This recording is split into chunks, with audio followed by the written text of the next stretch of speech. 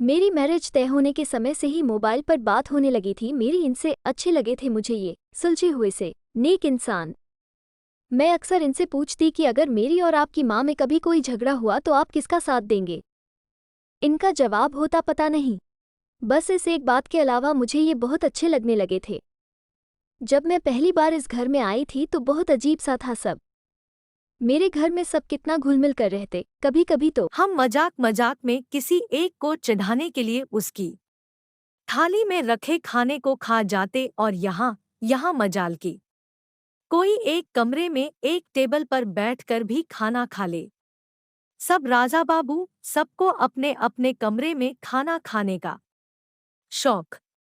इनकी माँ से बड़ा डर लगता मुझे, जाने कब टोक दें। मैं कभी भी सुबह सुबह उठने की आदी नहीं थी, पर यहाँ नियम से जल्दी उठ जाती। एक बार देर से नींद खुली तो देखा कि सासू माँ किचन में नाश्ता बना रही है। मेरे प्राण ही सूख गए कि आज तो ये बुढ़िया मेरी जान ले लेगी।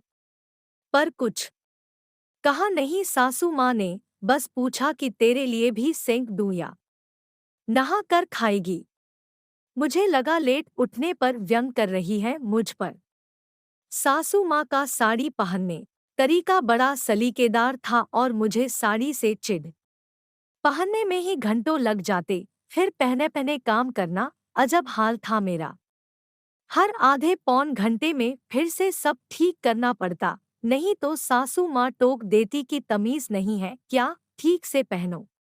एक बार तो चिढ़ ही गई, बोली कि जब नहीं पहनना आता तो या तो सीख लो या जो आता है वो पहनो, कार्टून क्यों बन जाती हो। बहुत रोना आया था मुझे, एक तो इतनी मेहनत करो और ऊपर से सुनो भी। मैंने भी ठान लिया कि अब साड़ी जाए। चूल्हे में पति की भी बड़ी खराब आदत थी, घर आते ही पहले अपनी माँ के पास आकर बैठ जाते और कभी कभी तो घंटों बैठे रहते। किसे अच्छा लगेगा कि उसका पति उसके पास नहीं अपनी माँ के पास बैठ जाए। ना जाने क्या खुसुर फुसुर करते दोनों। कई बार जब बहाने से उनके सामने आ जाती तो ऐसा लगता जैसे बात बदल दी हो उन्होंने।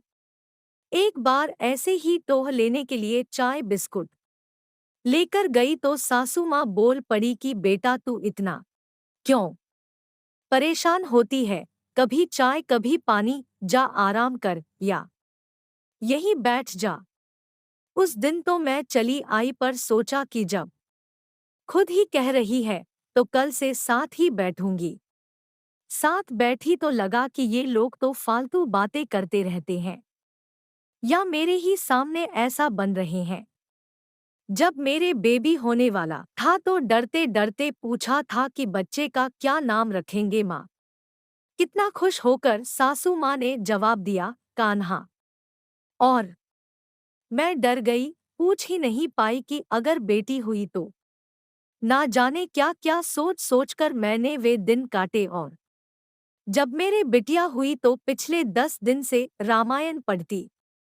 माँ की आंख में आंसू देखे थे मैंने, खुशी के थे या दुख के पता नहीं, पर महीनों तक उसकी मालिश से लेकर कच्ची पोटी तक सब काम इतने जतन से करते देखा तो आज इतने सालों बाद मैं सोचती हूँ कि मैं खुद अपनी सास में हूँ। माँ को खोजती थी तो क्या मैं खुद बहू की जगह बेटी बन पाई थी। पता नहीं क्यों हम बहुए अपनी सास में माँ को खोजती है।